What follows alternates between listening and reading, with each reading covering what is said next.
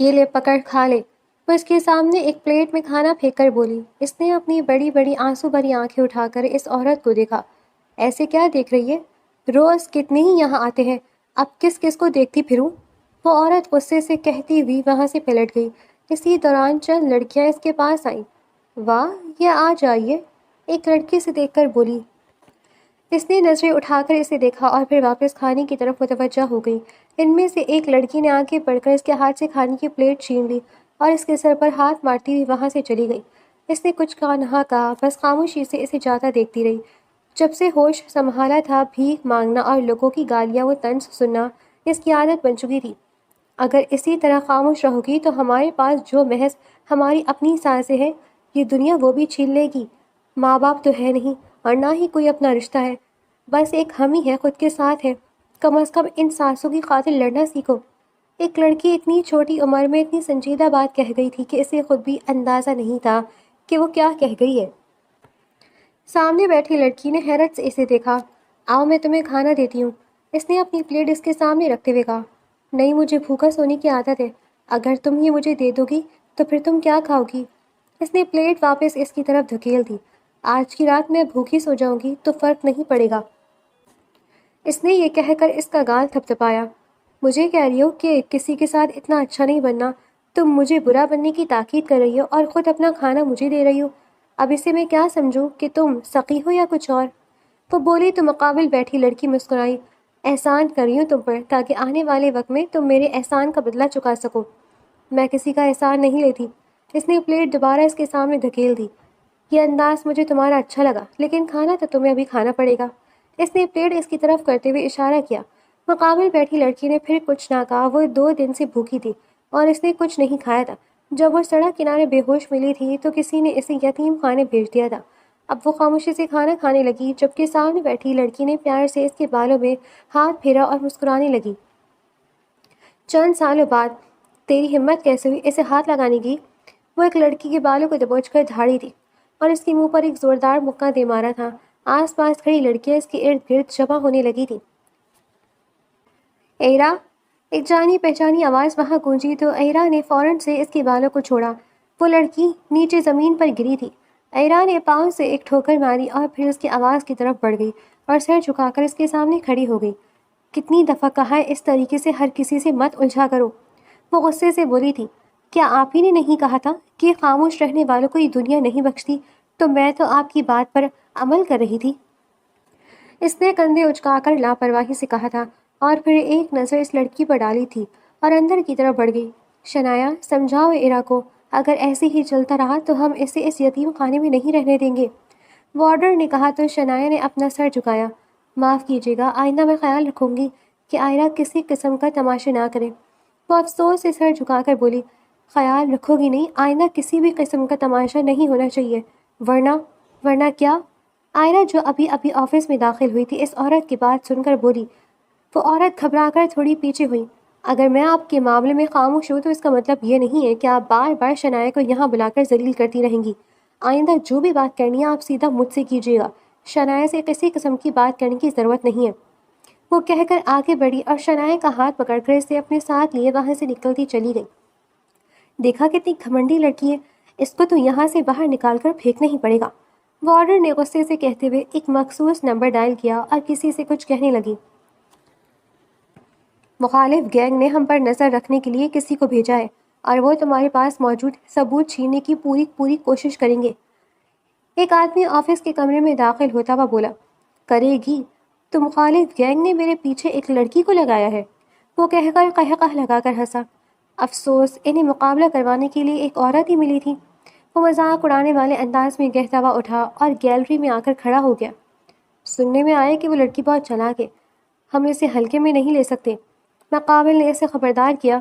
ٹھیک ہے، یہ میں دیکھ لوں گا، تم جاؤ۔ وہ سگریٹ کی کش لیتا ہوا باہر دیکھنے لگا۔ میں بھی دیکھوں آخر کتنی ہوشیار ہے یہ لڑکی، وہ یہ کہہ کر مسکرایا۔ آئرہ، تمہیں کتنی دفعہ کہا ہے یوں ہر کسی سے مت الجھا کرو۔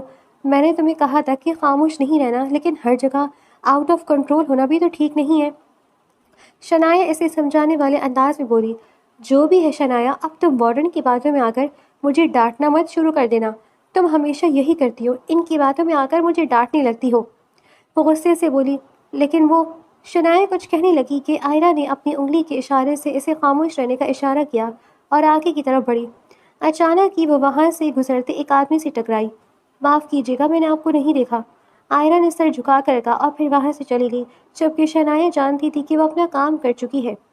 شنایا نے اپنا سر پیٹا اور آئرہ کے پیچھے ہی بھاگی۔ آئرہ، میں تمہیں سمجھا رہی ہوں اور تم، آج کی پارٹی میری طرف سے۔ وہ ایک موبائل اور پرس شنایا کے سامنے لہرا کر بولی، چلو۔ شنایا نے ایک چیخ ماری اور پھر دونوں ایک دوسرے کے کندھے پر ہاتھ رکھتی وہاں سے باہر نکل گئیں۔ بچپن سے لے کر آج تک شنایا نے ہی آئرہ کو سنبھالا تھا۔ آئرہ نے شنایا کے کہنے پر بولنا تو شروع کیا تھا، لیکن وہ بولنے سے زیادہ ہاتھ چلانے پر یقین رکھتی تھی۔ بس یہی بات اب شنایا کو کھٹکنے لگی تھی، کیونکہ آئرہ مارتے وقت دیکھتی نہیں تھی کہ وہ کس پر ہاتھ اٹھا رہی ہے۔ وہ بے جھجک ہاتھ اٹھا جایا کرتی تھی اور شنایا ڈر رہی تھی کہ کہیں اس کی یہ عادت اسے کسی بڑی مشکل میں نہ پھنسا دے، لیکن آئرہ کو فرق ہی کہاں پڑتا تھا۔ وہ ہمیشہ ہر مشکل سے لڑنے کے لیے تیار کھڑی ملتی تھی۔ ہم لوگ یہاں کیوں آئے ہیں؟ شنایا نے حیرت سے مال میں داخل ہوتے ہوئے پوچھا۔ وہی جو ہم کام کرتے ہیں، آئرہ نے آس پاس دیکھتے ہوئے جواب دیا۔ شنایا نے ادھر ادھر دیکھا تو وہاں ہر طرف کیمرے لگے ہوئے تھے۔ کیا تم پاگل ہو گئی ہو؟ یہاں ہر طرف کیمرے لگے ہوئے ہیں، تمہیں نہیں لگتا کہ تمہیں اتنا بڑا رسک نہیں لینا چاہیے؟ وہ اسے سمجھانے والے انداز میں بولی۔ رسک لینے میں کیا برائی ہے؟ جو ہوگا بعد میں دیکھا جائے گا، آئرہ کندھے اچکا کر بولی۔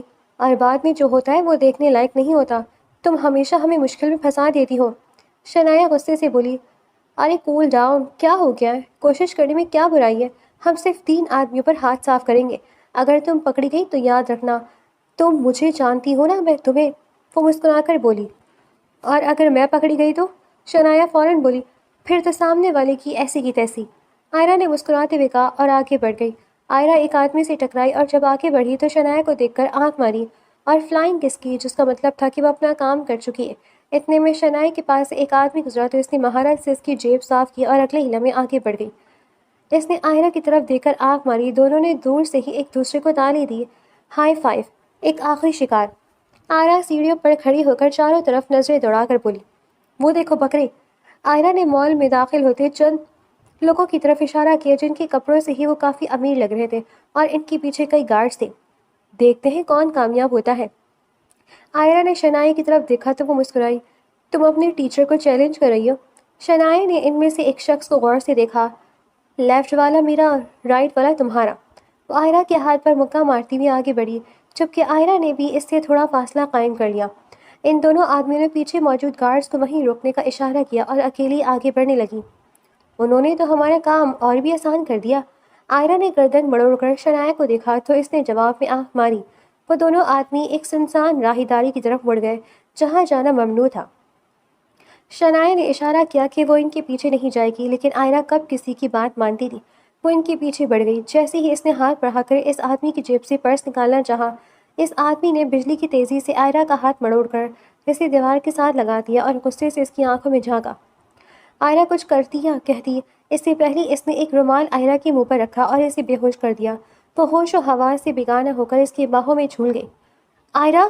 شنایا چیختی ہوئی اس کی طرف لپکی، لیکن دوسرے آدمی نے شنایا کا ہاتھ پکڑ کر اسے دبوچ لیا۔ اسے بھی مت چھوڑنا۔ آگے موجود شخص آئرہ کو اپنے کندھے پر لاتے ہوئے اپنے ساتھی سے بولا اور وہاں سے نکلتا چلا گیا۔ دوسرے آدمی نے بھی فوراً شنایا کو بے ہوش کیا اور اسے اپنے کندھے پر ڈال دیا۔ کتنا بولتی ہے یہ، کتنا چیختی ہے! دوسرا آدمی غصے سے منہ بسورتے ہوئے شنایا کو لے کر اپنے ساتھی کے پیچھے نکل گیا۔ او تو تم ہو جسے انہوں نے میرے پیچھے بھیجا ہے؟ وہ اپنا سگریٹ ایش ٹرے میں مسلتے ہوئے بولا، جبکہ آئرہ اپنا بھاری ہوتا سر تھام کر حیرت سے سامنے موجود انسان کو دیکھنے لگی۔ تھوڑی دیر پہلے جو بھی ہوا تھا وہ سب یاد کر کے اس کا دماغ گھوم گیا تھا۔ اس نے آس پاس دیکھا تو وہ ایک انجان جگہ پر تھی۔ کمرہ چاروں طرف سے بند تھا اور وہ شخص آرام سے ٹیبل پر ٹانگ چڑھائے اسے ہی دیکھ رہا تھا۔ دیکھو، میں نے ابھی چوری نہیں کی تھی، میں نے تمہارا پرس نہیں نکالا، تم اس طریقے سے میرے ساتھ پیش نہیں آ سکتے، ورنہ یہ نہ ہوگے۔ آئرہ اپنی بات ادھوری چھوڑ گئی۔ ورنہ کیا؟ وہ غصے سے دھاڑا۔ آواز نیچی رکھو۔ وہ آئرہ ہی کیا جو سامنے والے کی سن لے۔ میں تمہارا سر پھاڑ دوں گی ابھی کے ابھی، مجھے یہاں سے جانے دو ورنہ مجھ سے برا کوئی نہیں ہوگا۔ وہ غصے سے کہتی ہوئی آگے بڑھی۔ اس آدمی نے پھرتی سے آئرہ کا ہاتھ پکڑ لیا۔ آئرہ نے اسی پل اس کا ہاتھ جھٹکا اور اس کا ہاتھ مڑوڑ کر اس کی کمر پر لگا دیا۔ وہ آئرہ کی پھرتی پر داد دیتے بغیر نہ رہ سکا۔ امپریسو۔ غزنوی شاہ نے یہ کہہ کر آئرہ کا ہاتھ مروڑا اور اسے دیوار کے ساتھ لگا دیا۔ اس کی گردن سے بال ہٹا کر وہ وہاں کچھ تلاش کرنے لگا۔ اچانک اس کی نظر گردن کے پیچھے موجود ایک دل پر پڑی تو اس نے فوراً نظریں پھیر لی اور آئرہ کو چھوڑ دیا۔ یہ وہ نہیں ہے، وہ بڑبڑایا۔ اگلے ہی پل آئرہ نے پلٹ کر اس کے منہ پر ایک زوردار مکہ دے مارا۔ تمہاری ہمت کیسے ہوئی مجھے چھونے کی؟ میں تمہاری جان لے لوں گی۔ وہ غصے سے دھاڑی کے اچانک کمرے کے دروازے پر دستک ہوئی۔ غزنوی یہ وہ نہیں ہے۔ غزنوی شاہ کا دوسرا ساتھی کمرے میں داخل ہوتے ہوئے بولا، ہاں یہ وہ نہیں ہے، لیکن تمہیں کیسے پتہ چلا؟ غزنوی نے حیرت سے اپنے ساتھی کو دیکھا۔ اس کے ساتھ جو لڑکی تھی اس نے بتایا کہ یہ دونوں یتیم ہیں، یتیم خانے میں رہتی ہے اور معمولی چور ہے۔ شٹ! غزنوی غصے میں آ گیا۔ ان لڑکیوں نے مل کر ہمارا سارا پلان خراب کر دیا۔ وہ دھاڑا تھا، غلطی ان کی نہیں ہماری ہے۔ ہمیں سوچ سمجھ کر وہاں سے نکلنا چاہیے تھا۔ ہمیں لگا کہ یہ وہی لڑکیاں ہیں اور ہم یہاں آ گئے۔ گارڈز ابھی بھی وہی ہیں، ان سے پوچھو کوئی خبر ہے؟ غزنوی نے اپنی ناک سے بہتے خون کو رومال سے صاف کرتے ہوئے کہا۔ وہ ابھی بھی آئرہ کو کھا جانے والی نظروں سے دیکھ رہا تھا۔ تمہیں اس کی سزا ملے گی لڑکی۔ اس سے پہلے کہ میں تمہیں جان سے مار دوں بتاؤ میری بہن کدھر ہے؟ آئرہ نے سوال کیا۔ اوہ اتنا غصہ؟ غزنوی شاہ اس کی طرف قدم بڑھانے لگا۔ آئرہ اس کی آنکھوں میں وحشت دیکھ کر پیچھے ہٹنے لگی۔ تمہاری اس دلیری نے مجھے کافی متاثر کیا ہے۔ لگتا ہے تم میرے بہت کام آنے والی ہو، اس لیے اب تم یہیں رہو گی۔ یہ کہہ کر اس نے 2 انگلیوں سے اس کی پیشانی پر زور دے کر اسے پیچھے دھکیلا اور کمرے سے نکل گیا۔ آئرہ اس کے پیچھے لپکی۔ اس سے پہلے کہ وہ دروازہ بند کرتا آئرہ نے مہارت سے اپنی ٹانگ دروازے میں اڑا دی۔ دروازہ غزنوی شاہ کے ہاتھ پر لگا۔ لڑکی، اتنی بات یاد رکھو کہ تم جتنی اوور سمارٹ بننے کی کوشش کرو گی تمہاری بہن کو اتنی ہی تکلیف ہوگی۔ وہ اپنی حفاظت خود کرنا اچھے سے جانتی ہے۔ آئرہ فوراً بولی۔ غزنوی شاہ کو سمجھ نہیں آ رہا تھا کہ اس لڑکی کو کیسے قابو کیا جائے۔ اس نے اسے زور سے اندر دھکا دیا اور دروازہ بند کرنے میں کامیاب ہو گیا۔ آئرہ اتنے زور سے دروازے پر ٹانگیں مار رہی تھی کہ لگ رہا تھا وہ دروازہ چند لمحوں کا مہمان ہے۔ غزنوی شاہ فوراً اس کمرے کی طرف بڑھا جہاں شنایا موجود تھی۔ اسے دیکھ کر شنایا فوراً کھڑی ہو گئی۔ سر آپ کے دوست نے مجھے بتایا کہ آپ لوگ غلطی سے ہمیں یہاں لے آئے ہیں۔ پلیز آپ میری بہن کو میرے پاس بھیج دیں تاکہ ہم یہاں سے چلے جائیں۔ ہم کسی کو نہیں بتائیں گے کہ آپ ہمیں یہاں لائے تھے۔ شنایا اسے کمرے میں داخل ہوتے دیکھ کر بولی تھی، تم تھوڑی عقل مند لگتی ہو۔ غزنوی شاہ نے ایک لمبی سانس لی۔ اس کے اندر دماغ ہے یا نہیں؟ عقل نام کی کوئی چیز نہیں ہے اس میں۔ اس نے اپنی ناک پر ہاتھ پھیرتے ہوئے کہا۔ شنایا سمجھ گئی کہ آئرہ اس پر بھی ہاتھ صاف کر چکی ہے۔ معاف کیجیے گا سر، وہ تھوڑی جذباتی ہے اور جتنا کچھ اس نے سہا ہے اس کے بعد وہ ہر کسی کے ساتھ ایسا ہی سلوک کرتی ہے۔ خیر میں اسے سمجھاتی ہوں۔ اسے سمجھاؤ، اور میں نے سنا ہے کہ تم لوگ چھوٹے موٹے چور ہو۔ شنایا نے سر جھکا کر اقرار کیا۔ تمہیں یہ چوری کرنے کی ضرورت نہیں ہے، میرے ساتھ کام کرو، دونوں میں ہی تمہیں مال و مال کر دوں گا۔ غزنوی شاہ نے پیشکش کی تو شنایا نے حیرت سے اسے دیکھا۔ جاؤ جا کر سمجھاؤ اس بیوقوف لڑکی کو، ورنہ وہ دروازہ توڑ دے گی۔ شنایا کے پاس بات کا جواب دینے کا وقت نہیں تھا۔ آئرہ کے چیخنے اور دروازہ پیٹنے کی آواز مسلسل آ رہی تھی۔ وہ فوراً باہر کی طرف بڑھی اور اس کمرے کا دروازہ کھول دیا جہاں آئرہ بند تھی۔ کیا تم ٹھیک ہو؟ آئرہ نے فوراً آئرہ کی طرف بڑھ کر اسے گلے سے لگایا۔ ارے میں بالکل ٹھیک ہوں، تم آؤ، تم سے کچھ بات کرنی ہے۔ آئرہ اسے اپنے ساتھ لے کر واپس کمرے میں چلی گئی۔ ہم یہاں کیوں رک رہے ہیں؟ اندر چلو، ہم واپس چلتے ہیں، ورنہ میں اس آدمی کی جان لے لوں گی۔ آئرہ غصے سے چیخی۔ غزنوی شاہ جو ابھی کمرے سے باہر آیا تھا اس کی دھاڑ سن کر نفی میں سر ہلا گیا۔ ان لڑکیوں کو یہاں سے کہیں بھی نہیں جانے دینا اور کھانا بھی دے دینا۔ اگر یہ باہر نکلنے کی کوشش کرے تو زبردستی کمرے میں بند کر دینا، لیکن یہ یہاں سے کہیں نہیں جانی چاہیے، اور ہاں، یہاں رہتے ہوئے انہیں کوئی کمی نہیں رہنی چاہیے۔ غزنوی شاہ نے وہاں موجود ملازمہ کو سخت ہدایت دی اور وہاں سے نکل گیا۔ ملازمہ صرف اسبات میں سر ہلا کر رہ گئی۔ کیا کہہ رہی تم؟ ہم ان کے لیے کام کیوں کریں گے؟ جب شنایا نے اسے بتایا کہ غزنوی شاہ نے انہیں اپنے ساتھ کام کرنے کی پیشکش کی ہے تو آئرہ غصے سے دھاڑی۔ دیکھو، تم نے اب تک جتنے کارنامے سے انجام دیے، اس کے بعد وارڈن ہمیں زیادہ دن یتیم خانے میں نہیں رہنے دے گی۔ مجھے پتہ چلا ہے کہ وہ کسی سے بات کری تھی کہ ہمیں وہاں سے نکلوا دے، اس سے پہلے کہ ہمیں در بدر کی ٹھوکریں کھانی پڑے۔ بہتر یہی ہے کہ ہم ان کی بات مان لیں۔ شنایا نے سمجھاتے ہوئے کہا تو آئرہ سوچ میں پڑ گئی۔ لیکن اگر ہم کسی مشکل میں پھنس گئے تو؟ آئرہ نے خدشہ ظاہر کیا۔ مشکل میں تو ہم ویسے بھی ہیں، تو یہاں رہ کر کیوں نہ خطرہ مول لے لیا جائے؟ شنایا کی بات پر آئرہ نے گہری نظروں سے اسے دیکھتے ہوئے سر ہلایا اور وہیں بیٹھ گئی۔ صبح سے شام تک وہ اسی کمرے میں رہے۔ ملازمہ انہیں کھانا دے کر چلی گئی تھی اور ان کے کپڑے بھی کمرے تک پہنچا دیے گئے تھے۔ وہ دونوں حیران تھی کہ ان کی اتنی خاطر تواضع کیوں کی جا رہی ہے۔ جب غزنوی شاہ فارم ہاؤس میں واپس آیا تو اس نے ملازموں کو اشارہ کیا کہ ان دونوں لڑکیوں کو بلایا جائے۔ شنایا آئرہ کو لیے ڈائننگ ہال میں آئی تو غزنوی شاہ اور اس کا دوست صوفے پر بیٹھے ہوئے تھے۔ ہاں تو کیا فیصلہ کیا تم دونوں نے؟ غزنوی شاہ نے اپنی گن نکال کر ٹیبل پہ رکھتے ہوئے پوچھا۔ یہ گن نکال کر مجھے ڈرانے کی کوشش مت کرو، میں تمہاری اس بندوق سے بالکل نہیں ڈرنے والی۔ آئرہ غصے سے چلائی۔ غزنوی شاہ نے حیرت سے شنایا کی طرف دیکھا کیونکہ وہ تو محض اپنا سامان اتار کر میز پر رکھ رہا تھا کیونکہ وہ بوجھ اٹھا کر تھک چکا تھا، مگر آئرہ نے اسے اپنی شان میں گستاخی سمجھ لیا تھا۔ لڑکی، زیادہ اوور سمارٹ بننے کی کوشش مت کرو، تمہیں لگتا ہے کہ میں تم پر اپنا وقت ضائع کروں گا؟ غزنوی شاہ بھی غصے سے دھاڑا۔ تو تمہیں کس نے کہا ہے کہ مجھ پر وقت ضائع کرو؟ آخر تم نے ہمیں اپنے پاس کام کرنے کی آفر ہی کیوں دی؟ آئرہ نے ترقی بہ ترقی جواب دیا۔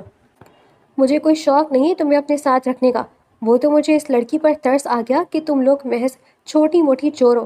یتیم ہونے کا دکھ میں بھی اچھے طریقے سے سمجھ سکتا ہوں۔ سڑک پر چھوٹی موٹی چوریاں کرنے سے بہتر ہے کہ ایک جگہ ٹک کر اچھا کما لو، لیکن مجھے لگتا ہے کہ تمہیں عزت راس ہی نہیں آئی۔ غزنوی شاہ نے حقارت سے کہا۔ ہاں ہاں نہیں ہے راس، اب کیا کر لو گے؟ آئرہ دھاڑتی ہوئی اس کے بالکل سامنے آ کر کھڑی ہوئی۔ شنایا بس اپنا سر پیٹ کر رہ گئی۔ میں کر یہ لوں گا کہ تمہیں ابھی اٹھا کر یہاں سے باہر پھینکوا دوں گا۔ غزنوی شاہ نے اس کے ماتھے پر 2 انگلیاں ٹکا کر اسے خود سے دور دھکیلتے ہوئے کہا۔ ہاں پھینکوا کر دکھاؤ، میں بھی دیکھتی ہوں تم مجھے میری مرضی کے بغیر یہاں سے باہر کیسے نکالتے ہو۔ آئرہ ایسے بولی جیسے یہ گھر اسی کا ہو۔ میری ہی جگہ پر کھڑے ہو کر مجھے ہی چیلنج کر رہی ہو کہ میں تمہیں کیسے باہر نکالوں گا؟ غزنوی شاہ نے حیرت سے پوچھا۔ ہاں کر رہی ہوں، نکال کر دکھاؤ۔ آئرہ اب بھی چپ نہیں ہوئی تھی اور 2 بدو جواب دیتی ہوئی اکڑ کر کھڑی ہوئی تھی۔ سر، اس کی طرف سے میں آپ سے معافی مانگتی ہوں۔ آئرہ تم چپ رہو۔ شنایا نے غصے سے آئرہ کو خاموش رہنے کی تاکید کی۔ تم ہمیشہ دوسروں کی باتوں میں آ کر مجھے ہی ڈانٹتی رہتی ہو۔ آئرہ نے شکوہ کیا۔ کیونکہ تمہیں عقل نہیں ہے کہ کہاں بولنا چاہیے اور کہاں خاموش رہنا چاہیے۔ میں کوستی ہوں اس وقت کو جب بچپن میں نے تمہیں یہ کہہ دیا تھا کہ کبھی خاموش نہیں رہنا۔ شنایا واقعی اب غصے میں آ چکی تھی۔ آئرہ نے اب کچھ نہ کہا اور بس غصے سے اسے گھورتی ہوئی چہرہ پھیر گئی۔ کیا کر رہا ہے یار، کیوں فضول میں بات بڑھا رہا ہے؟ وہ بچی ہے، لیکن کم از کم تم تو بچہ نہیں نا۔ غزنوی شاہ کا دوست کھڑا ہو کر اور اس کے کندھے پر ہاتھ رکھ کر بولا۔ تو دیکھ نہیں رہا اس کو کہ کس طرح مجھ سے بات کر رہی ہے؟ اس سے بولو کہ میرے سامنے یہ تیور دکھانے کی ضرورت نہیں، ورنہ 1 منٹ لگے گا اسے یہاں سے باہر پھینکنے میں۔ وہ غصے سے دھاڑا۔ ہاں تو میں نے بھی وہی کہا، تم مجھے یہاں سے باہر پھینکوا کر دکھاؤ۔ آئرہ پھر بولی تو شنائی نے اسے کھا جانے والی نظروں سے دیکھا۔ آئرہ، اب اگر تم کچھ بھی بولی تو یاد رکھو میں ابھی کے ابھی تمہیں واپس یتیم خانے لے جاؤں گی۔ اس کے بعد ہمارے ساتھ جو بھی ہوگا اس کی ذمہ دار صرف اور صرف تم ہوگی۔ شنائی کی اس دھمکی پر آئرہ کو مجبوراً خاموش ہونا پڑا تھا اور وہ منہ چڑھاتی ہوئی دوسری طرف مڑ کر کھڑی ہو گئی تھی، جبکہ غزنوی شاہ نے بھی منہ موڑ لیا تھا۔ غزنوی شاہ کا دوست اور شنایا ایک دوسرے کی طرف دیکھ کر نفی میں سر ہلا گئے۔ آپ لوگوں نے کھانا کھا لیا؟ غزنوی شاہ کے دوست نے شنایا سے پوچھا۔ نہیں، ہم نے صرف دوپہر کا کھانا کھایا تھا، شنایا نے جواب دیا۔ غزنوی کے دوست نے اس بات میں سر ہلایا۔ ہم فریش ہو کر آ رہے ہیں، تب تک آپ ملازمہ سے کہہ دیں کہ کھانا لگا دیں، ہم کھانے کی ٹیبل پر بیٹھ کر بات کریں گے۔ وہ غزنوی شاہ کو ساتھ لے کر کمرے کی طرف بڑھ گیا۔ تم کیوں نہیں سمجھ رہی ہو؟ اگر ہمیں اپنی زندگی سنوارنی ہے نا تو ہمیں کہیں کہیں خاموش رہنا پڑے گا۔ شنایا نے آئرہ کو سمجھایا۔ تو پھر تم مجھے یہ بچپن میں کیوں نہیں بتایا؟ آئرہ نے چڑھ کر ادھر ادھر دیکھنا شروع کیا۔ ابھی شنایا کچھ کہنے لگی تھی کہ ملازمہ آئی۔ بی بی جی، آپ لوگوں کے لیے کھانا لگوا دوں؟ شنایا نے اس بات میں سر ہلایا تو وہ واپس چلی گئی۔ آئرہ نے تیکھی نظروں سے اس ملازمہ کو دیکھا اور کندھے اچکا دیے۔ شنایا کچھ اور کہنا چاہتی تھی لیکن آئرہ پورے گھر کا معائنہ کرتی ہوئی اسی ملازمہ کے پیچھے بڑھ گئی۔ شنایا بس اپنا سر تھام کر صوفے پر بیٹھ گئی۔ وہ جانتی تھی کہ آئرہ اپنی مرضی کی مالک ہے، وہ وہی کرے گی جو اس کا دل چاہے گا۔ کھانے کی میز سج چکی تھی۔ غزنوی شاہ، اس کا دوست، شنایا اور آئرہ چاروں ڈائننگ ٹیبل پر بیٹھے ہوئے تھے۔ ماحول میں ایک عجیب سی خاموشی تھی، صرف برتنوں کے ٹکرانے کی آوازیں آ رہی تھیں۔ غزنوی شاہ نے خاموشی سے کھانے کی 3-4 نوالے ہی لیے تھے کہ اچانک آئرہ اپنی جگہ سے بجلی کی تیزی سے اٹھی تھی۔ اس سے پہلے کہ کوئی کچھ سمجھ پاتا، آئرہ نے قریب کھڑی ملازمہ کی کلائی مروڑ کر اسے زور سے دیوار کے ساتھ جا مارا۔ ملازمہ کے ہاتھ سے شیشے کا گلاس فرش پر گر کر چکنا چور ہو گیا۔ تمہاری ہمت کیسے ہوئی ہمارے کھانے میں بے ہوشی کی دوا ملانے کی؟ آئرہ نے دھاڑتے ہوئے ملازمہ کے چہرے پر ایک زوردار مکہ دے مارا۔ ملازمت درد سے کراہتی ہوئی زمین پر ڈھیر ہو گئی۔ شنایا یہ منظر دیکھ کر ہکا بھکا رہ گئی اور فوراً اپنی جگہ سے کھڑی ہوئی۔ آئرہ، یہ کیا بدتمیزی ہے؟ اور اگر تمہیں پہلے سے پتا تھا کہ یہ کچھ ملا رہی ہے تو تم نے ہمیں پہلے کیوں نہیں بتایا؟ ہم بھی تو یہ کھانا کھا سکتے تھے۔ اور تمہیں کیسے معلوم ہوا وہ دوا بے ہوشی کی تھی؟ شنایا نے گھبراہٹ اور غصے کے ملے جلے تاثرات کے ساتھ پوچھا۔ میں نے اسے بات کرتے ہوئے سنا تھا کہ وہ آج رات ہمیں بے ہوشی کی دوا دے کر کچھ ضروری ڈاکیومنٹس لے کر نکل جائے گی، ورنہ بھلا میں اتنی دیر کیوں کرتی؟ آئرہ، سدھر جاؤ، پہلے بتا دینا چاہیے تھا، شنایا غصے سے بولی۔ آئرہ کے لبوں پر ایک شرارت بھری مسکراہٹ آئی۔ اس نے کچھ کہے بغیر بس ہاتھ کے اشارے سے ڈائننگ ٹیبل کی طرف اشارہ کیا۔ شنایا اور آئرہ نے جیسے ہی میز کی طرف دیکھا، ان کی آنکھیں حیرت سے پھیل گئیں۔ غزنوی شاہ، جو ایک چند لمحے پہلے تک بالکل ٹھیک تھا، اب کھانے کی میز پر سر رکھے گہری بے ہوشی کی نیند سو رہا تھا۔ اس کے ہاتھ سے نوالا چھوٹ کر پلیٹ میں گر چکا تھا۔ یہ منظر دیکھ کر پہلے تو خاموشی چھائی اور پھر اچانک کمرہ آئرہ، شنایا اور پاشا کے قہقہوں سے گونج اٹھا۔ پاشا پیٹ پکڑ کر ہنسنے لگا کیونکہ اس نے اپنی زندگی میں غزنوی شاہ کو یوں بے بس ہوتے کبھی نہیں دیکھا تھا۔ ماننا پڑے گا آئرہ، تم واقعی خطرناک ہو، پاشا نے ہنستے ہوئے کہا۔ آئرہ نے فاتحانہ نظروں سے بے ہوش پڑے غزنوی شاہ کو دیکھا اور کرسی کھینچ کر دوبارہ بیٹھ گئی۔ اگلی صبح جب غزنوی شاہ کو ہوش آئے تو اس کا سر درد سے پھٹ رہا تھا۔ پاشا نے جب اسے رات کا واقعہ بتایا تو وہ غصے سے کمرے سے باہر نکلا۔ سامنے آئرہ مزے سے ناشتہ کر رہی تھی۔ غزنوی نے اسے گھورا اور دھاڑا۔ تمہاری ہمت کیسے ہوئی مجھے بے ہوش کرنے کی؟ اور وہ ملازمہ کہاں ہے؟ آئرہ نے لاپرواہی سے نوالا توڑا اور بولی، شکر کرو میں نے تمہیں وقت پر بے ہوش کر دیا، ورنہ وہ تمہارے کھانے میں زہر بھی ملا سکتی تھی۔ اور ہاں، وہ ملازمہ اب ہماری مہمان ہے۔ تم تو سوتے ہی رہ گئے غزنوی شاہ۔ غزنوی دانت پیستے ہوئے بولا، اوور سمارٹ بنو لڑکی، یہ میرا گھر ہے۔ آئرہ نے مسکرا کر جواب دیا، گھر تمہارا ہوگا لیکن یہاں چلتی اب میری ہے۔ وہ دونوں غصے سے ایک دوسرے کو گھورتے رہ گئے تھے۔ شنایا اور پاشا ان دونوں نے اپنے اپنے کمرے میں لے گئے تاکہ بات مزید نہ بڑھے۔ دن اپنے معمول کے مطابق گزرنے لگے تھے لیکن ان دونوں شنایا اور پاشا ایک دوسرے کے ساتھ زیادہ وقت گزارنے لگے تھے۔ تو وہیں آئرہ اور غزنوی کی نوک جھونک عروج پر تھی، لیکن اس نوک جھونک میں سب غزنوی تھوڑی نرمی اختیار کر لیا کرتا تھا۔ وہ جان بوجھ کر آئرہ کو تنگ کیا کرتا تھا اور آئرہ تنگ بھی ہو جایا کرتی تھی۔ مخالف گینگ کے اڈے پر کھلبلی مچی ہوئی تھی۔ گینگ کا کارندہ اپنے باس کو رپورٹ دے رہا تھا، باس، غزنوی شاہ کی گینگ میں جو نئی لڑکی آئی ہے وہ بلا کی چوکنا ہے۔ اس نے ہماری بھیجی ہوئی ملازمہ کو رنگے ہاتھوں پکڑ لیا اور اسے ایسا سبق سکھایا کہ وہ اب بولنے کے قابل بھی نہیں رہی۔ وہ ہر نقصان کو پہلے ہی بھانپ لیتی ہے۔ گینگ کا سربراہ غصے سے میز پر ہاتھ مار کر بولا، اس لڑکی کو ختم کرنا پڑے گا۔ جب تک وہ آئرہ غزنوی کے ساتھ ہے ہم اسے چھو بھی نہیں سکتے۔ وہ کچھ سوچتے ہوئے بولا اور پھر مسکرایا، رات تک کا انتظار کرو بس اب۔ رات فارم ہاؤس پر عجیب خاموشی تھی۔ غزنوی شاہ نے دیکھا کہ شنایا اور پاشا کہیں نظر نہیں آ رہے تھے۔ اس نے اپنے ملازم کو بلا کر پوچھا، وہ دونوں کہاں ہیں؟ ملازم نے بتایا، سر وہ دونوں ایک ساتھ ڈرائیور کو لے کر باہر نکلے تھے۔ غزنوی نے فوراً ڈرائیور کو کال کی اور جو کچھ سنا اس نے اس کے پیروں تلے سے زمین نکال دی۔ کیا پاشا اور شنایا نے نکاح کر لیا؟ غزنوی کے چلانے پر آئرہ بھی وہاں آ گئی۔ جب اسے حقیقت معلوم ہوئی تو وہ غصے سے بھر گئی تھی اور ان کے واپس آنے کا انتظار کرنے لگی۔ پاشا اور شنایا واپس آئی تو آئرہ ان پر ٹوٹ پڑی۔ شنایا، تم نے ایسا کیسے کیا؟ کیا تمہیں مجھ پر یقین نہیں تھا؟ تم نے مجھے بچایا تک نہیں۔ شنایا نے ڈرتے ڈرتے جواب دیا، آئرہ تم بہت غصے والی ہو، تم کبھی نہیں مانتی۔ پاشا مجھے ایک ہفتے سے اچھے لگنے لگے تھے اور میں نے پسند آ گئی تھی۔ آئرہ غصے سے پاشا کی طرف مڑی، تم نے اسے اپنی جال میں پھنسایا ہوگا، بیوقوف بنایا ہوگا میری بہن کو۔ غزنوی شاہ بیچ میں بول پڑا، ارے میرا دوست بالکل معصوم ہے، تمہاری بہن نہیں اسے پھنسایا ہوگا۔ دونوں میں پھر سے جنگ شروع ہو گئی، یہاں تک کہ پاشا نے ہاتھ اٹھا کر سب کو خاموش کرایا۔ دیکھو اب لڑنے کا کوئی فائدہ نہیں، ہمارا نکاح ہو چکا ہے اور ہم ایک دوسرے کی رضامندی سے ساتھ ہیں۔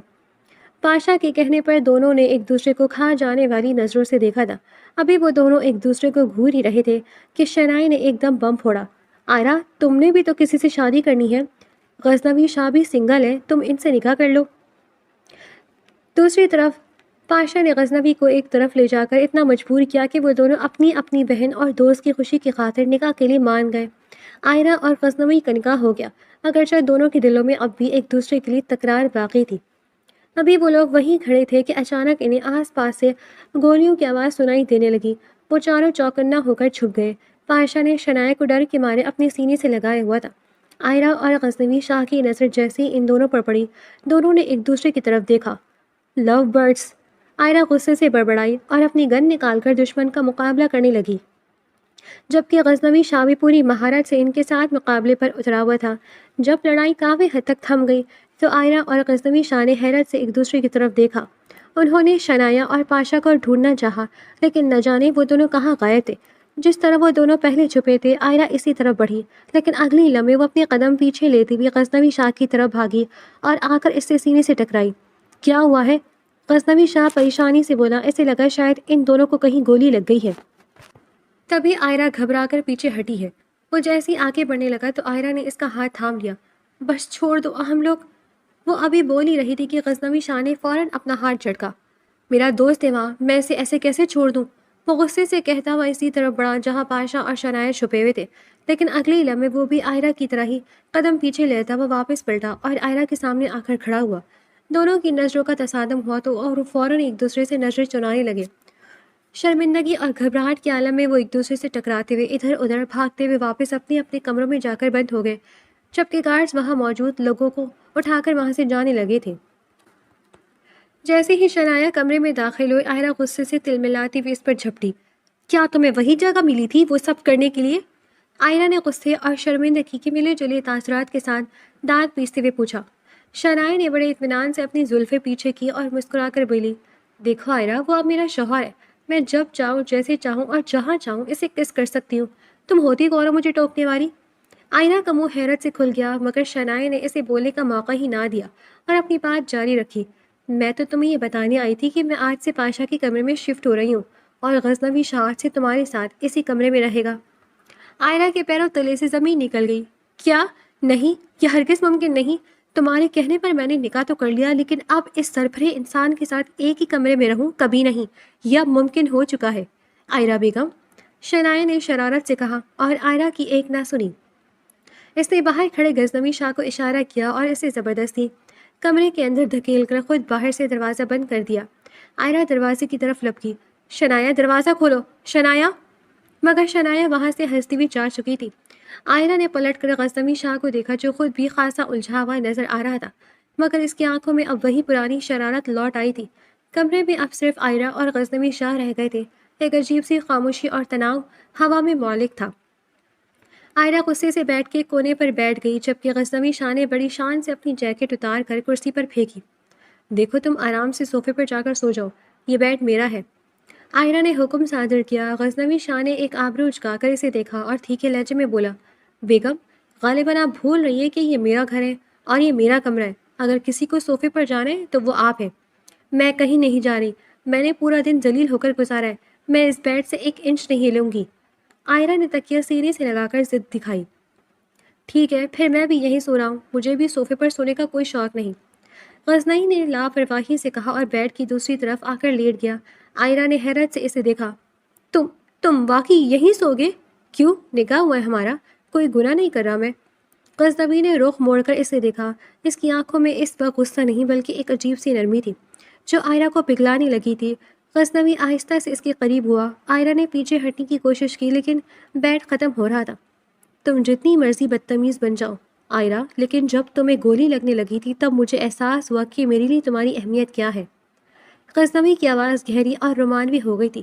اس نے اپنا ہاتھ آہستہ سے آئرہ کی گال پہ رکھا۔ آئرہ کی دھڑکنیں بے قابو ہونے لگی تھی، اس کی تمام تڑ اکڑ جیسے کہیں کھو گئی تھی۔ تم بہت برے ہو، آئرہ نے دھیمی آواز میں کہا، مگر اس بار اس کی آواز میں تکرار نہیں بلکہ اقرار تھا۔ غزنوی مسکرایا اور اس کے ماتھے پر پیار کیا۔ اور تم بہت ضدی ہو، غزنوی نے کہہ کر اس کے بال کھینچ دیے اور لیٹ گیا، جبکہ آئرہ نے غصے سے اس کی کمر پر پاؤں دے مارا تھا اور اسے پیچھے دھکیلتی اپنی جگہ بنا کر لیٹ گئی تھی۔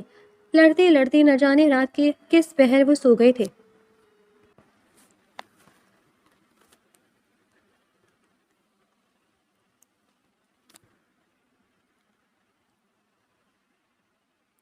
وہ کالی رات انتقام کی آنکھ سے دہک رہی تھی۔ غزنوی شاہ، پاشا، آئرہ اور شنایا چاروں ایک کالی رنگ کی جیپ میں سوار دشمن کے خفیہ اڈے کی طرف بڑھ رہے تھے جو شہر سے دور ایک پرانی فیکٹری میں واقع تھا۔ غزنوی نے اسٹیئرنگ پر گرفت مضبوط کرتے ہوئے سب کو آخری بار ہدایت دی، یاد رہے یہ لوگ رحم کے لائق نہیں ہیں، انہوں نے ہمیں بہت نقصان پہنچایا ہے، آج ان کا نام و نشان مٹانا ہوگا۔ آئرہ نے اپنی گن لوڈ کی اور تیکھی نظروں سے باہر دیکھتے ہوئے بولی، آج جاتے ہوئے نہیں یا ہم نہیں۔ جیسے ہی وہ فیکٹری کے قریب پہنچے، دشمن کی گارڈز نے انہیں دیکھ لیا اور دیکھتے ہی دیکھتے گولیوں کی بوچھاڑ شروع ہو گئی۔ غزنوی نے جیپ ایک دیوار کے پیچھے روکی اور چاروں اپنے اپنے مورچے سنبھال کر باہر نکلے۔ پاشا اور شنائے ایک طرف سے حملہ آور ہوئے، جبکہ آئرہ اور غزنوی نے مرکزی دروازے سے اندر داخل ہونے کا فیصلہ کیا۔ اندر کا منظر کسی میدان جنگ سے کم نہ تھا۔ دھوئے، بارود کی بو اور چیخ و پکار نے فضا کو بھوچل کر دیا تھا۔ آئرہ کسی بجلی کی مانند دشمنوں پر ٹوٹ رہی تھی، اس کی ہر گولی سیدھی نشانے پر لگ رہی تھی۔ غزنوی نے آئرہ کی بہادری دیکھی تو اسے اس پر فخر محسوس ہوا۔ انہوں نے مل کر دشمن کے کئی کارندوں کو ڈھیر کر دیا اور آہستہ آہستہ گینگ کے سرغنہ کے قریب پہنچنے لگے۔ اچانک فیکٹری کے اوپر والے حصے سے ایک سنائپر نے آئرہ کو نشانہ بنانا چاہا۔ غزنوی کی نظر اس پر پڑ گئی۔ اس سے پہلے کہ وہ آئرہ کو آواز دیتا، گولی چل چکی تھی۔ آئرہ ہٹ جاؤ! غزنوی نے دھاڑتے ہوئے آئرہ کو دھکا دیا اور خود اس کے سامنے آ گیا۔ اگلے ہی لمحے ایک گولی غزنوی کے سینے کے قریب آ کر لگی۔ وہ ایک زوردار کرہا کے ساتھ زمین پر گرا۔ آئرہ کا دل جیسے دھڑکنا بھول گیا۔ اس نے اوپر کی طرف دیکھا اور غصے میں ایک ہی فائر سے اس سنائپر کا کام تمام کر دیا۔ پاشا اور شنائے نے باقی بچ جانے والے غنڈوں کو ہتھیار ڈالنے پر مجبور کر دیا اور فیکٹری میں پولیس کے آنے کا سائرن گونجنے لگا۔ مشن تو کامیاب ہو چکا تھا، لیکن آئرہ کے لیے جیسے سب کچھ ختم ہو رہا تھا۔ وہ پاگلوں کی طرح بھاگتی ہوئی غزنوی کے پاس آئی اور اس کا سر اپنی گود میں رکھ لیا۔ غزنوی، آنکھیں کھولو، تم ایسا نہیں کر سکتے، تمہیں کچھ نہیں ہوگا۔ اس کی آواز لرز رہی تھی اور آنکھوں سے سچے آنسو بہہ کر غزنوی کے چہرے پر گر رہے تھے۔ یہ وہ آئرہ نہیں تھی جو لوگوں کی جیبیں کاٹتی تھی، یہ وہ لڑکی تھی جس نے محبت کرنا سیکھ لیا تھا۔ آئرہ، وقت نہیں ہے، پولیس آ گئی ہے، نکلو جلدی، پاشا نے کہا تو آئرہ فوراً اٹھی تھی اور وہ لوگ غزنوی کو لیے گاڑی کی طرف بڑھے اور پولیس کے آنے سے پہلے ہی وہ لوگ وہاں سے نکل گئے تھے۔ غزنوی نے بڑی مشکل سے آنکھیں کھولی۔ اس کا چہرہ درد سے سفید پڑ چکا تھا، مگر اس کے لبوں پر ایک عجیب سی فاتحانہ مسکراہٹ تھی۔ اس نے لرزتے ہاتھوں سے آئرہ کا ہاتھ تھاما۔ رو مت آئرہ، تم روتے ہوئے اچھی نہیں لگتی، اس نے دھیمی آواز میں کہا۔ آئرہ نے سسکیاں بھرتے ہوئے اسے چپ رہنے کا اشارہ کیا، لیکن غزنوی شاید آج سب کچھ کہہ دینا چاہتا تھا۔ اس نے آئرہ کی آنکھوں میں جھانکا جو آنسوؤں کی وجہ سے مزید چمک رہی تھی۔ تم مجھے پتہ نہیں کیسے اچھی لگنے لگی ہو آئرہ، پہلے تم ایک ضدی لڑکی لگتی تھی، لیکن اس نگاہ کے بعد جب میں نے تمہیں اپنے قریب دیکھا تو تم دنیا کی سب سے خوبصورت عورت لگنے لگی ہو۔ شاید میں تم سے محبت کرنے لگا ہوں۔ آئرہ نے اسے بولنے سے روکا۔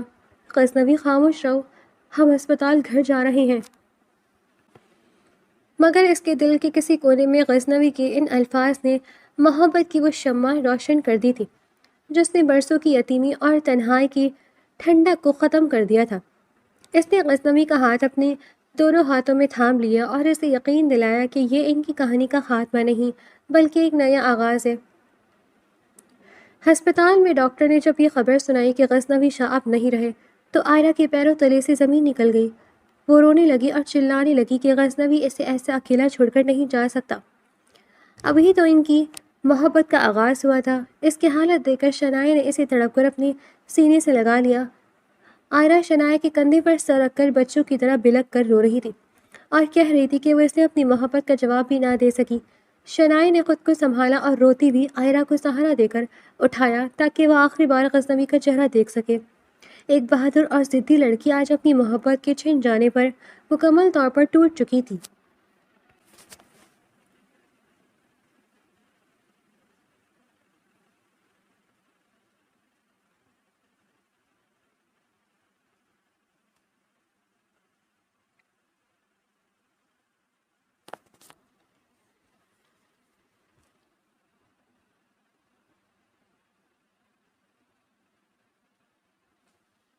چند سال بعد وقت گزر رہا تھا، لیکن وقت جیسے آئرہ کے لیے وہیں تھم گیا تھا۔ شنایا اور پاشا کا ایک چھوٹا سا بیٹا اب ان کی زندگی میں رونق کا باعث تھا، جس کے ساتھ آئرہ اپنا سارا دن گزار دیتی تاکہ اپنے دل کے بوجھ کو ہلکا کر سکے۔ وہ لان میں بیٹھی ننھے بچے کے ساتھ کھلونوں سے کھیل رہی تھی اور اس سے باتیں کر رہی تھی۔ تمہیں پتہ ہے، تمہارے بڑے پاپا بھی بالکل تمہاری طرح ضدی تھے۔ جب کسی بات پر اڑ جاتے تو پھر کسی کی نہیں سنتے تھے۔ آئرہ نے نوفل کے گال تھپ تھپاتے ہوئے اسے بتایا، جیسے وہ معصوم بچہ اس کی ساری داستان غم سمجھ رہا ہو۔ بچہ اپنی توتلی زبان میں کچھ کہہ کر قہقہ لگاتا تو آئرہ کے مرجھائے ہوئے لبوں پر بھی ایک پھیکی سی مسکراہٹ آ جاتی، مگر اس کی آنکھوں کی گہرائی میں چھپی اداسی اب بھی برقرار تھی۔ اسی دوران شنایا وہاں آئی اور ان دونوں کو کھیلتے دیکھ کر اس کی آنسوؤں میں نمی آ گئی۔ وہ جانتی تھی کہ آئرہ اس بچے میں اپنی ادھوری خوشیاں تلاش کرنے کی کوشش کرتی ہے۔ آئرہ، تم صبح سے اس کے ساتھ کھیل رہی ہو، اب بس بھی کرو، دیکھو رات بہت زیادہ ہو گئی ہے اور اسے اب سونا چاہیے۔ شنایا نے نرمی سے آئرہ کے کندھے پر ہاتھ رکھتے ہوئے کہا۔ آئرہ نے ایک لمبی سانس لی اور بچے کو آخری بار چوم کر شنایا کی گود میں دے دیا۔ ہاں، تم ٹھیک کہتی ہو، وقت کا پتہ ہی نہیں چلا، وہ دھیمی آواز میں بولی۔ وہ بہت دکھی اور بوجھل قدموں کے ساتھ وہاں سے اٹھی۔ ہر قدم اسے اس تنہائی کی طرف لے جا رہے تھے جو کمرے کے دروازے پر اس کا انتظار کر رہی تھی۔ وہ خاموشی سے سر جھکائے اپنی راہداری کی طرف بڑھ گئی جہاں یادوں کا ہجوم اس کا منتظر تھا۔ وہ کمرے میں داخل ہوئی تو کمرے کے بیچوں بیچ ایک میڈیکل بیڈ تھا جہاں غزنوی شاہ پچھلے چند سالوں سے بے ہوش پڑا تھا۔ ڈاکٹرز نے اسے ڈیتھ قرار دیا تھا، لیکن چند سانسیں باقی رہ گئی تھی جس کی امید پر انہوں نے اسے آئرہ کے حوالے کر دیا تھا۔ وہ گہرے کوما میں تھا۔ آئرہ نے اس کا ہاتھ اپنے ہاتھوں میں لیا اور پھوٹ پھوٹ کر رونے لگی۔ غزنوی، اب تو ہوش میں آ جاؤ، دیکھو کتنا وقت گزر گیا ہے، کیا تمہیں میری یاد نہیں آتی؟ کیا تم مجھے یوں ہی تڑپتا دیکھنا چاہتے ہو؟ اس کے آنسو غزنوی کے ہاتھ پر گرے۔ اچانک آئرہ کو محسوس ہوا جیسے غزنوی کی انگلیوں میں ہلکی سی جنبش ہوئی ہے۔ اس نے حیرت سے اسے دیکھا۔ غزنوی نے بہت مشکل سے اپنی بھوجل آنکھیں کھولی اور دھندلی نظروں سے سامنے روتی ہوئی آئرہ کو دیکھا۔ آئرہ، اس نے انتہائی نقاہت سے اس کا نام پکارا۔ آئرہ کی خوشی کی انتہا نہ رہی۔ غزنوی، تم ہوش میں آ گئے؟ اس نے تڑپ کر اسے گلے سے لگا لیا اور دیوانہ وار رونے لگی۔ یہ خوشی کے آنسو تھے۔ غزنوی نے کمزور ہاتھوں سے اسے خود میں بھیج لیا۔ اسے محسوس ہو رہا تھا جیسے اس نئی زندگی مل گئی ہو۔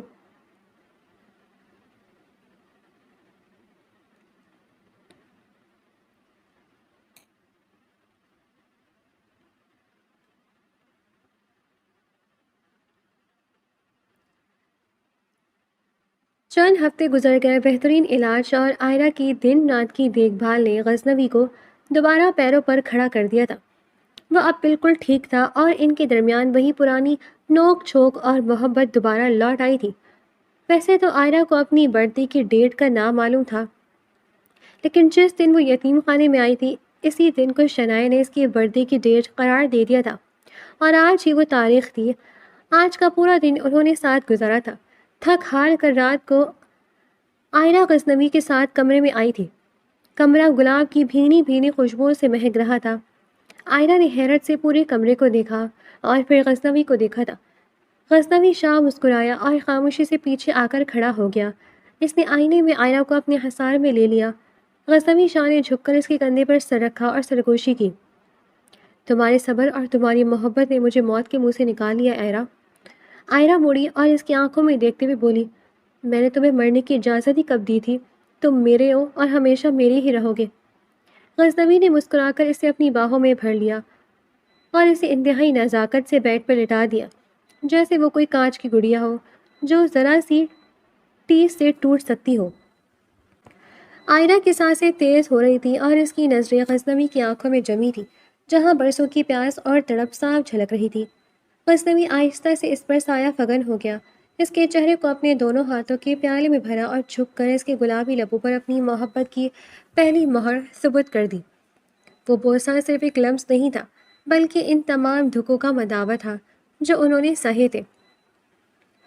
میں نے ہر پل تمہارے پکارا ہے آئرہ، غزنوی نے سرگوشی کی۔ اس کی آواز میں حد درجہ وار فگی تھی۔ آئرہ نے جواب دینے کے بجائے اس کی قمیض کی آستینوں کو اپنی مٹھیوں میں جکڑ لیا اور اپنی آنکھیں موند لی۔ غزنوی نے اس کی پیشانی، اس کی آنکھوں اور پھر اس کی گردن پر موجود اس چھوٹے سے دل کو چوما جس نے کبھی اسے حقیقت بتائی تھی۔ اس کی انگلیاں آئرہ کے بالوں میں الجھی ہوئی تھی اور وہ اسے خود میں جذب کر لینا چاہتا تھا۔ اس رات ان کے درمیان کوئی دیوار باقی نہ رہی۔ غزنوی نے تمام در شدت اور والہانہ پن کے ساتھ اسے اپنایا۔ وہ دو وجود ایک جان ہو کر اس پاکیزہ بندھن میں بندھ گئے جس کا وعدہ انہوں نے نکاح کے روز کیا تھا۔ آئرہ کو محسوس ہو رہا تھا جیسے وہ برسوں کی پیاسی زمین ہو اور غزنوی کی محبت کی بارش نے اسے سیراب کر دیا ہو۔ اندھیرے اور روشنی کے اس حسین سنگم میں انہوں نے ایک دوسرے کی روح میں پیوست ہو کر یہ ثابت کر دیا کہ سچی محبت کبھی نہیں مرتی، وہ تو بس آزمائشوں سے گزر کر مزید کندن بن جاتی ہے۔ وہ رات ان کی زندگی کی معراج تھی جہاں ماضی کے زخم مٹ چکے تھے اور مستقبل صرف ان دونوں کا تھا۔